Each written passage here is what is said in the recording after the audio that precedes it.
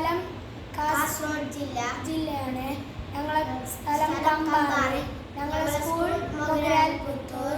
ഞങ്ങൾ ഇടയ്ക്കിടയ്ക്ക് ഇവിടെ ഫുട്ബോളെല്ലാം കളിക്കലുണ്ട് വൈകുന്നേരം.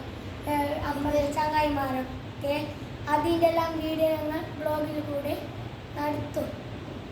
ഇന്ന് സ്കൂളിൽ ഞായറാഴ്ച കൊണ്ട് ഞങ്ങൾ ഇപ്പോൾ കളിച്ചിട്ട് വീഡിയോ എടുക്കാനുണ്ട്.